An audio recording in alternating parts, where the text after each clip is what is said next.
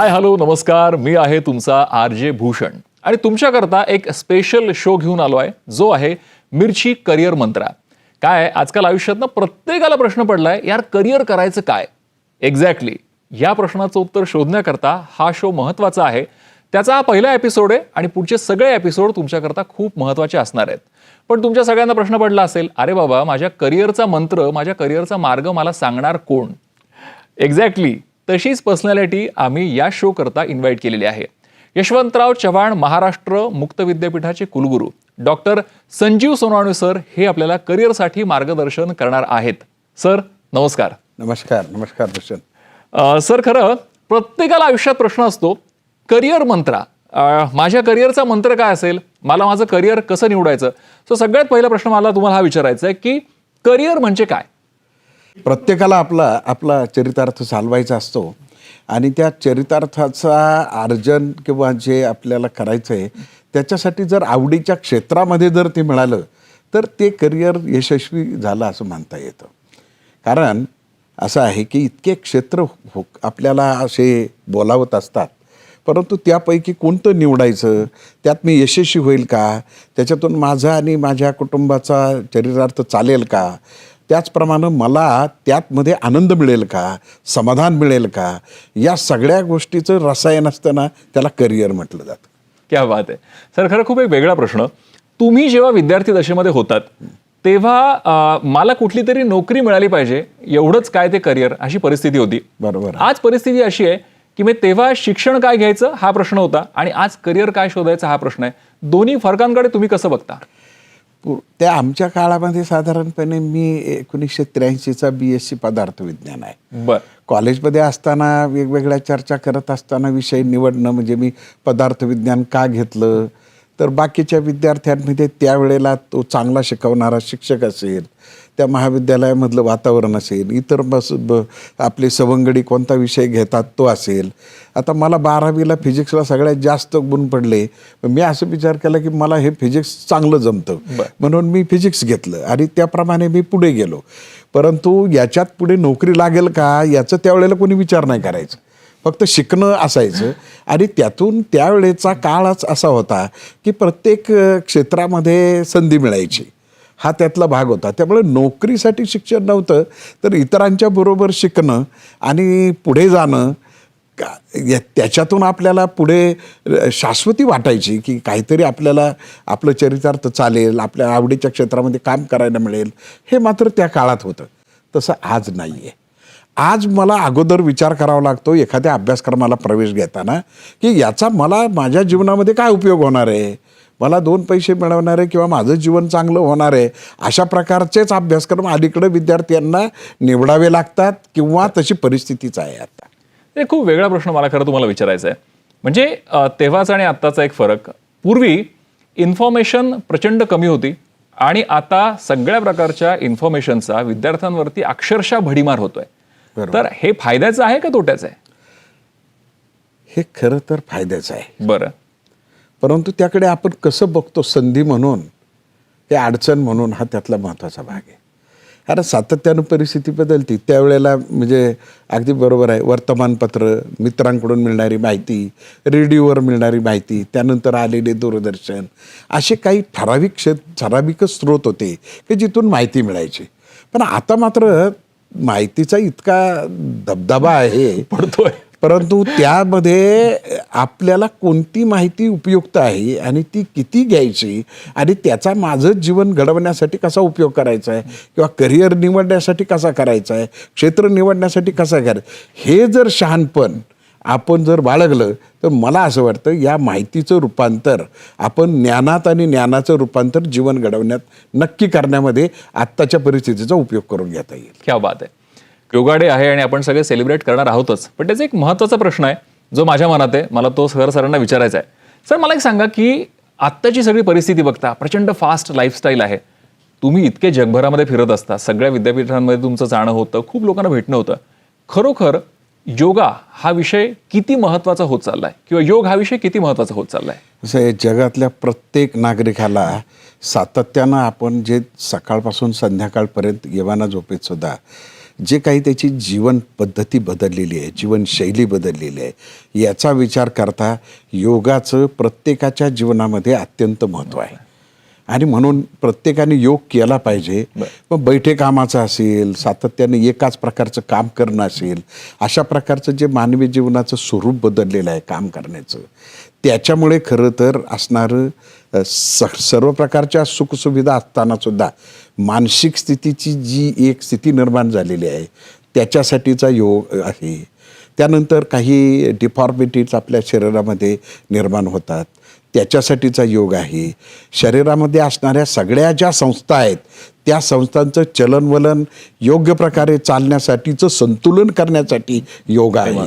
इतकं सगळं असताना सुद्धा आणि ताणतणावांचं व्यवस्थापन करण्यासाठीचा सगळ्यात सोपा स्वतः करण्याचा पण समजून शास्त्राच्या आधारावर करण्याचा जो एक सोपा मार्ग जगाला भारताने दिलेला आहे तो म्हणजे योग आहे. क्या बात आहे. मला खरं नेहमी असं वाटतं की आपली तब्येत ठणठणीत ठेवून आपल्याला जर पैसे कमवता येणार असतील तर तो जॉब जो आहे तो सगळ्यात बेस्ट आहे. म्हणजे माझ्या मनातला हा एक विचार आहे. यामध्ये सर करिअरच्या संधी असं आपण म्हटलं तर तुम्ही कसं बघता योग शिक्षक म्हणून किंवा एकूणच योगा या विषयामध्ये काय काय करिअरच्या संधी आहेत, काय वाटतं तुम्हाला? यशवंतराव चव्हाण महाराष्ट्र मुक्त विद्यापीठामध्ये योगाचे अत्यंत उत्तम प्रकारचे अभ्यासक्रम आहेत. बरं. त्यातले जे 2 आहेत ते तर खूपच ज्याला आपण म्हणतो पॉप्युलर आहेत. आणि त्याच्यातून आपण एक पहिला जो आहे तो आपला आहे की योग प्रशिक्षक पदविका अभ्यासक्रम. बरं. तो साधारण 1 वर्षाचा आहे.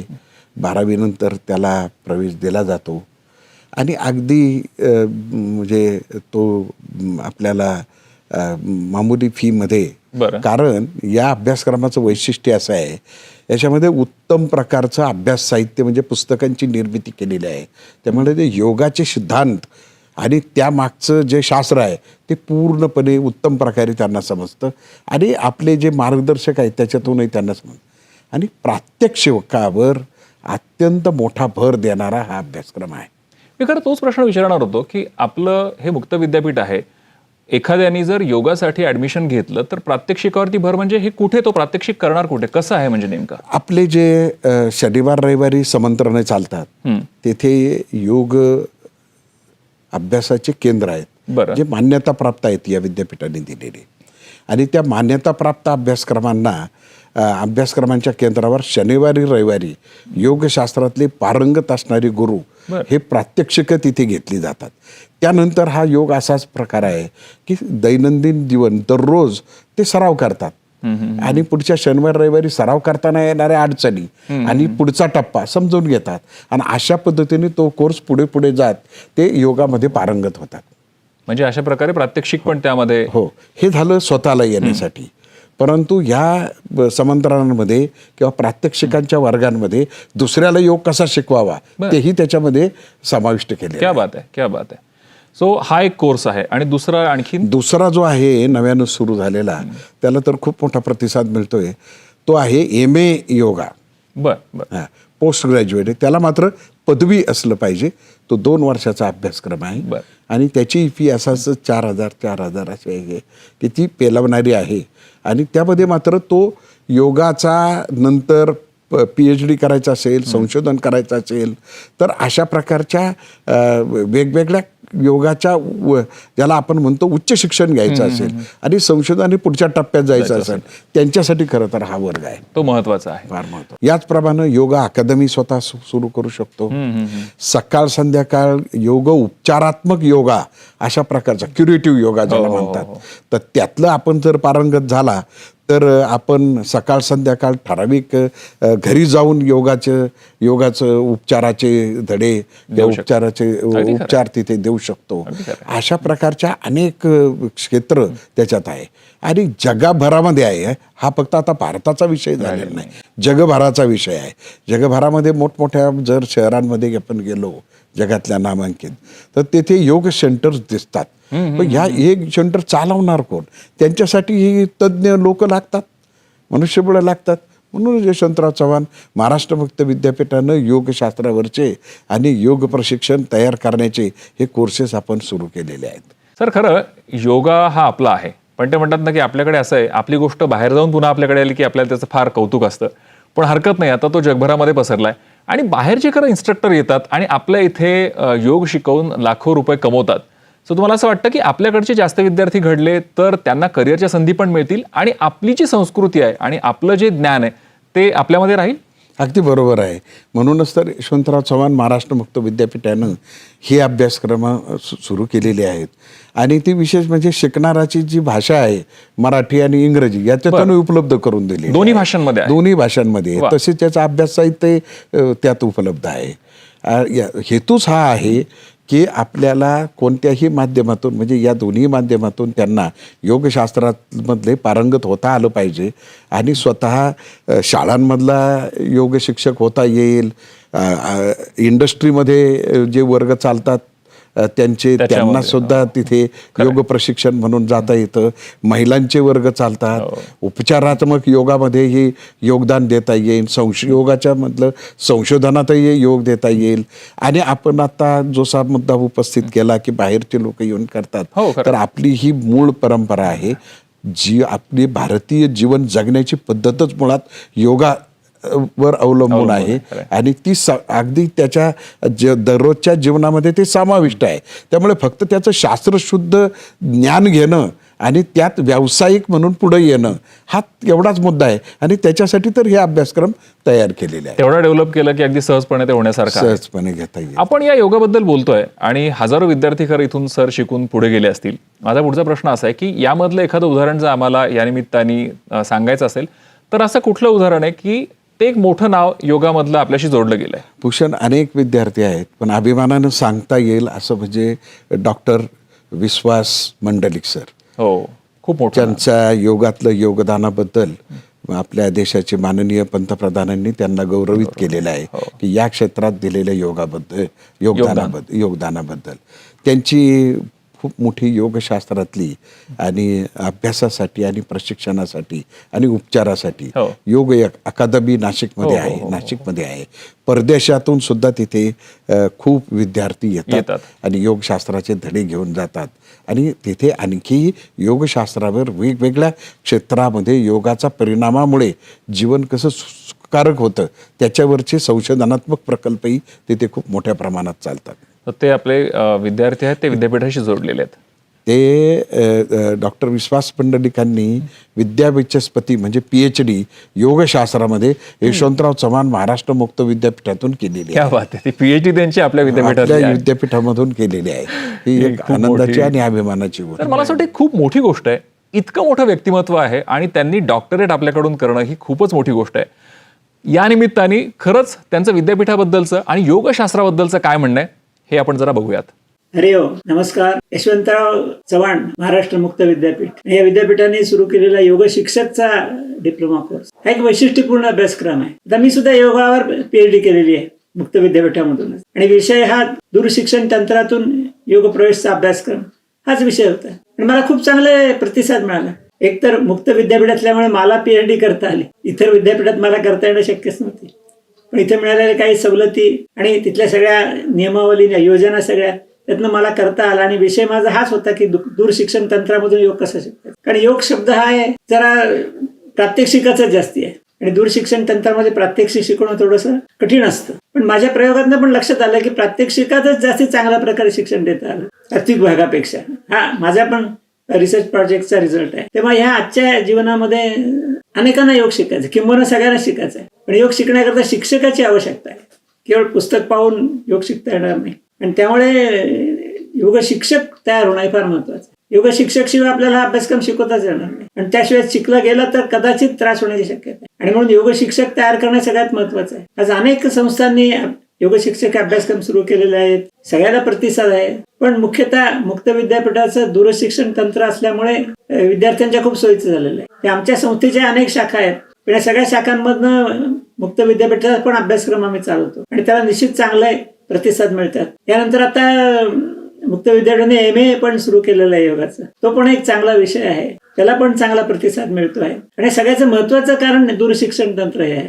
त्या मुक्त विद्यापीठाच्या माध्यमातून हे जे काही प्रचाराचं कार्य चाललेलं आहे या कार्यामध्ये प्रत्येकाने आपला सहभाग थोडासा नोंदवला पाहिजे. मी तर नोंदवतोच आहे गेल्या अनेक वर्षापासून. पण आपणही नोंदवलं पाहिजे. म्हणजे हे कार्य अधिक विस्तारेल. या कार्याच्या विस्ताराला अंत नाही, इतका तो विस्तार होणार आहे.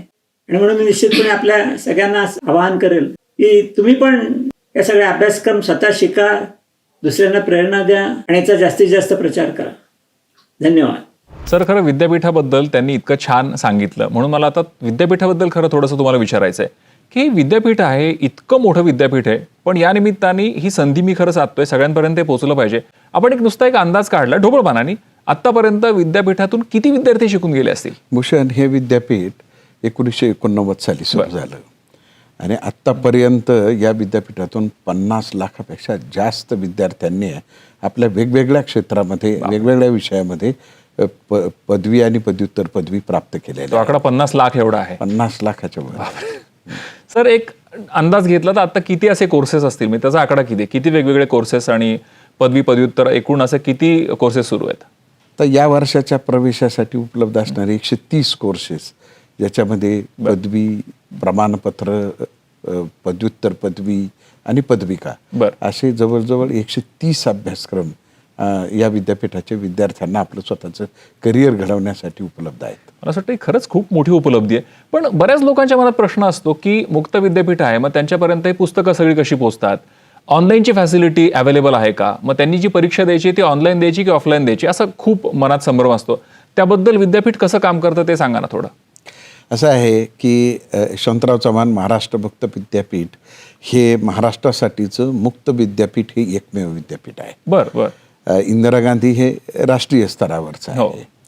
या विद्यापीठाचं दुसरं महत्त्वाचं वैशिष्ट्य असं आहे की जवळजवळ 80% विद्यार्थी हे स्वतः कुठं ना कुठं काम करतात, हाऊसवाईफ आहेत, वेगवेगळ्या क्षेत्रामध्ये ते एंगेज आहेत आणि त्या सगळ्यांसाठी मराठीतलं अभ्यास साहित्य त्यांना घरी राहून अभ्यास करून करता येईल अशा प्रकारचं दर्जेदार साहित्य त्यांना उपलब्ध केलं जातं.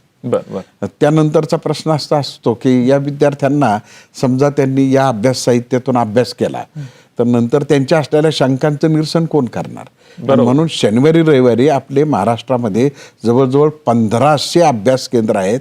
या अभ्यास केंद्रावर शनिवारी रविवारी समंत्रक चे वर्ग चालतात आणि तेथे जवळजवळ 5000 वेगवेगळ्या विषयातले तज्ज्ञ आपण निवडे त्यांना प्रशिक्षण दिलेलं आहे आणि ते वेगवेगळ्या केंद्रावर वेळापत्रकाप्रमाणे जाऊन या विद्यार्थ्यांना अभ्यास कसा करावा, त्यांचा अभ्यास करताना आलेल्या शंका असतील, प्रश्न असतील, परीक्षेचे प्रश्न असतील, करिअरचे प्रश्न असतील, नव्या काही बाबी असतील, या सगळ्यांना तेथे त्यांना अवगत केलं जातं. क्या बात आहे सर. खरे खूप वेगळा प्रश्न, म्हणजे आत्ताची एकूणच शिक्षण प्रणाली, आत्ताचं एकूण धावपळीचं असलेलं आयुष्य, त्या सगळ्याचा विचार करता मुक्त विद्यापीठाची जी पद्धत आहे ती बरोबर चपखल बसतीये. मला हवं तेव्हा मला शिकता आलं पाहिजे, मला हवं तेव्हा अभ्यास करता आला पाहिजे आणि मला हवं तेव्हा परीक्षा देता आली पाहिजे. हे त्या पद्धतीने चालणार आहे आणि ही खरी काळाची गरज आहे. बरोबर आहेच. त्याचं कारण असं आहे की हे आत्तापर्यंतच्या 50 लाख विद्यार्थ्यांनी यामध्ये येऊन त्यातले काही IAS आहेत, IPS आहेत, वेगवेगळ्या क्षेत्रामध्ये आपले व्यवसाय करून यशस्वी झालेले आहेत. हे सगळे जण आपापला व्यवसाय करता करता, आपली नोकरी करता करता उच्च शिक्षणाचं त्यांचं राहिलेलं स्वप्न पूर्ण करत आहेत. आणि म्हणूनच यशवंतराव चव्हाण महाराष्ट्र मुक्त विद्यापीठाचं जे ब्रीद आहे, ज्ञानगंगा घरोघरी, ही ज्ञान घरोघर घेऊन जाणं हेच विद्यापीठाचं उद्दिष्ट आहे. आणि हे लोकांचं विद्यापीठ आहे, लोकांसाठीचं विद्यापीठ आहे आणि त्यांना त्यांच्या सोयीने शिकता यावं हा खरा त्यातला भाग आहे. तुम्ही हे म्हटलात म्हणून या निमित्ताने मला नक्की सांगायला आवडेल आणि सगळ्या प्रेक्षकांनाही सांगतो की मी 2007 साली रेडिओ मिर्चीचं RJ झालो, पण माझ्याकडे त्याचं शिक्षण नव्हतं आणि म्हणून मी BA जर्नलिझम जे आहे ते यशवंतराव चव्हाण महाराष्ट्र मुक्त विद्यापीठातून केलेलं आहे. सर या निमित्ताने मी पण माझे विद्यार्थी आहे आणि मी सुद्धा या विद्यापीठाचा कुलगुरू असलो तरी या विद्यापीठातूनही मी माझी MSc एज्युकेशनल कम्युनिकेशन केलेलं आहे, MA डिस्टन्स एज्युकेशन केलेलं आहे. कारण मला माझी जी क्षेत्र होतं, मी जो लेक्चरर होतो एका BEd कॉलेजमध्ये, तिथून मला या क्षेत्रातलं ज्ञान जादाचं घ्यायचं होतं आणि त्याच्यातूनच माझं करिअर पुन्हा त्या क्षेत्रातलं कम्युनिकेशन सायन्समधलं पुढे गेलेलं आहे. सर मला खरं आता एका वेगळ्या प्रश्नाकडे यायचं आहे. जसं विद्यापीठ मोठं आहे आणि सगळ्यांपर्यंत पोहोचले, तसे लोकांच्या मनातले काही प्रश्न आहेत जे त्यांनी आम्हाला कळवलेत आणि कुलगुरू म्हणून आम्हाला त्याचे उत्तर तुमच्याकडून खरं अपेक्षित आहेत. पहिला प्रश्न जो खूप लोकांच्या मनामध्ये आहे, या विद्यापीठातून मी डिग्री घेतो, ती डिग्री जी आहे ती बाहेरच्या इतर विद्यापीठांशी समकक्ष आहे का? थोडक्यात काय तर त्याची व्हॅल्यू ही मार्केटमधली तेवढीच आहे का? याचं सगळ्यात पहिल्यांदा उत्तर हवं आहे. असं आहे, विद्यापीठ अनुदान आयोगानं आता तुम्हाला 3 प्रकारच्या माध्यमातून तुम्हाला पदवी आणि पदव्युत्तर पदवी करता येणार आहे. बरं. त्यातलं पहिलं आहे जो रेग्युलर मोड, त्याला आपण नियमित प्रवेश घ्यायचा, तिथे दररोज जायचं आणि शिकायचं. बरोबर आहे. दुसरा आहे आत्ता दूर शिक्षणाचा, जो यशवंतराव चव्हाण महाराष्ट्र मुक्त विद्यापीठ, ज्यांना दररोज जाऊन शिकता येत नाही त्यांच्या वेगवेगळ्या कारणांमुळे, त्यांच्यासाठी घरी राहून अभ्यास करून शनिवार रविवारी मार्गदर्शन घेऊन शिकता येण्याचा मार्ग. आणि आता तिसरा जो नव्या शैक्षणिक धोरणानं फार मोठ्या प्रमाणामध्ये कोविड नंतर पुढे आलेला आहे, तो म्हणजे ऑनलाईन शिक्षणाचा. या 3ही मार्गाने तुम्ही पदवी आणि पदव्युत्तर पदवी घेतली तर विद्यापीठ अनुदान आयोगाच्या नियमानुसार ते सगळे कोर्सेस आता मान्य आहेत.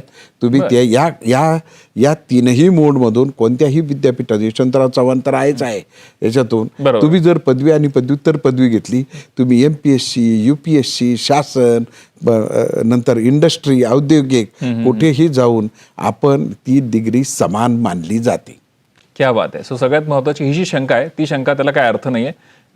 ही डिग्री आणि बाहेरची डिग्री सारखीच आहे. एवढंच नाही, फक्त नोकरीसाठीच नाही, तर LLB करायचं असेल, पुढच्या पदव्या घ्यायच्या असतील, MA केली, PhD करायची असेल, या सगळ्यांसाठी या पदव्या आता ग्राह्य धरण्यात येतात. त्या समकक्ष आहे. समकक्ष आहे. सर आणखीन एक खरं माझ्या मनात प्रश्न आहे, कधी कधी काही लोकांना त्यांचा वेळ वाचवण्याकरता 2 डिग्र्या एकत्र घ्यायच्या असतात, तशी काही उपलब्धी आपल्याकडे असते का?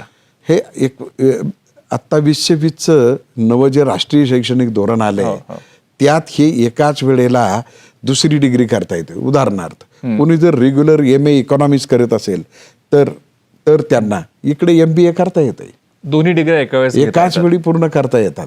आणि यशवंतराव चव्हाण महाराष्ट्र मुक्त विद्यापीठानं मुळातच सगळ्या विद्यापीठांच्या नियमित परीक्षा संपल्यानंतर आपली साधारणपणे मेच्या शेवटच्या आठवड्यात परीक्षा सुरू असते आणि ती पुढे जाते. म्हणजे त्याला एकाच वेळी 2 डिग्र्यांना प्रवेश घेतल्यानंतर त्यांची अडचण येते, एकाच वेळी परीक्षा आली तर मी कोणत्या परीक्षा देऊ.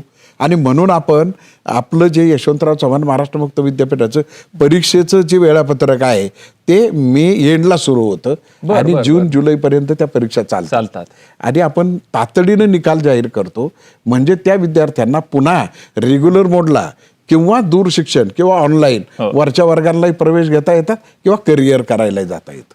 सर एक प्रश्न या संदर्भात आला होता आणि हा प्रश्न विशेष म्हणजे एक आपला विद्यार्थी आहे, जो विद्यार्थी आता बाहेर असतो, संतोष त्याचं नाव आहे, तो हल्ली दुबईमध्ये असतो. त्याचं म्हणणं आहे की ऑनलाईन शिक्षण मला विद्यापीठामध्ये घेता येईल का? मला विद्यापीठाचे अभ्यासक्रम खूप आवडतात, खूप लोकांकडून ऐकलंय, तर तशी आपण फॅसिलिटी काही आता आणली आहे का? भूषण, मला सांगायला आनंद मिळेल की विद्यापीठानं हा ऐतिहासिक निर्णय घेतला आहे आणि या वर्षापासून आपण BBA, MBA, MCA आणि MCOM या अभ्यासक्रम ऑनलाईन आता या वर्षापासून उपलब्ध होणार आहे शिकायला. जगभरातून कोणीही कुठूनही हे अभ्यासक्रम पूर्ण करू शकतो. ते परीक्षाही ऑनलाईन देणार आहेत त्याच्यामध्ये. त्यामुळे शिकणं आणि परीक्षा दोन्ही ऑनलाईन होणार आहे. हे जे 2026 आहे हे YCUMEच्या दृष्टीने ऑनलाईन शिक्षणामध्ये प्रदानपण करण्याचं वर्ष आहे. त्यामुळं संतोषची जी गरज आहे तीही ही विद्यापीठ पूर्ण करत आहे. आणि टप्प्याटप्प्यानं बाकीचे हे अभ्यासक्रम ते 1-2 वर्षामध्ये आपण वाढवत जाणार आहोत. क्या बात आहे. सर हे सगळं आपण सांगितलं, एवढे सगळे अभ्यासक्रम आहेत, पण प्रत्येकाच्या मनामध्ये प्रश्न आहे की याला मला ऍडमिशन घ्यायची असेल तर त्याची प्रोसिजर काय? म्हणजे मला येऊन प्रत्यक्ष विद्यापीठात येऊन फॉर्म भरायचा आहे की काय करायचं काय? YCUMEची प्रवेश प्रक्रिया इतकी सोपी आणि सुलभ आहे. YCUMEच्या वेबसाईटवर www.ycume.ac.in वर जायचं आणि प्रवेश किंवा ॲडमिशन जिथं आहे तिथं क्लिक केलं की घर बसल्या कुठूनही आपण ते सगळे तिथे तुम्हाला सूचना मिळत जातात आणि अगदी सुलभपणे प्रवेश तिथे पूर्ण करू शकतो. त्यामुळे फक्त YCUMEच्या वेबसाईटवर जायचं आणि ॲडमिशनवर क्लिक केलं की सगळे अभ्यासक्रम तिथे आहेत. कोणता अभ्यासक्रम घ्यायचा आहे तो निवडायचा, त्याची तिथे प्रवेशाची क्षमता, लागणारे कागदपत्र याची सगळ्याची पूर्तता तिथे आहे आणि सगळा प्रवेश आता ऑनलाईन करता येतो. त्यामुळे कोणत्याही केंद्रावर जादा माहितीसाठी जायचं असेल तर अभ्यास केंद्रावर जाऊ शकता, परंतु प्रवेश सगळा आता ऑनलाईन आहे. क्या बात आहे.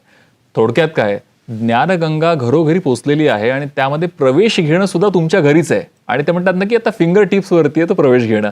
खरं या मिर्ची करिअर मंत्रा या शोमध्ये आज खूप छान माहिती मिळाली आहे. पण या सगळ्याबरोबरच आज एक खूप छान करिअरचा मंत्रा सुद्धा आपण घेणार आहोत आपल्या कुलगुरू सरांकडून. सो मी सरांना विनंती करतो की सर, आमच्या सगळ्यांसाठी आजचा करिअरचा मंत्रा काय आहे? कोणत्याही क्षेत्रातलं करिअर किंवा आपल्याला करायचं असेल आणि ते यशस्वी व्हायचं असेल तर आपल्या ध्येयाकडे सातत्यानं साधना करत वाटचाल करणे हेच खरं तर यशाचा मंत्र आहे. सर, मला असं वाटतं हा तुमचा जो मंत्र आहे हा आम्ही सगळेच नक्की अंगीकारू. आणि मला या निमित्ताने तुम्हाला सगळ्यांना सांगायचं आहे की मिर्ची करिअर मंत्रा या शोबद्दल तुमच्याही मनामध्ये काही शंका असतील, तुम्हाला काही प्रश्न विचारायचे असतील तर ते आमच्यापर्यंत पोचवा. मिर्ची भूषण नावाने मी इंस्टाग्रामवरती आहे. मिर्ची मराठी हे आमचं इंस्टाग्रामवरचं पेज आहे. तुमचे प्रश्न तिथे विचारा. आम्ही नक्कीच हे सगळे प्रश्न कुलगुरूंपर्यंत पोचवू. आणि आता बाय म्हणण्याची वेळ झाली आहे. पण हो, हा शो असाच सुरू राहणार आहे. हे आमचे पुढचे एपिसोड नक्की बघा. मिर्ची career Mantra with Yashwantrao Chavan मुक्त विद्यापीठाचे कुलगुरू doctor Sanjeev Sonawane sir. Sir, thank you. नमस्कार. धन्यवाद.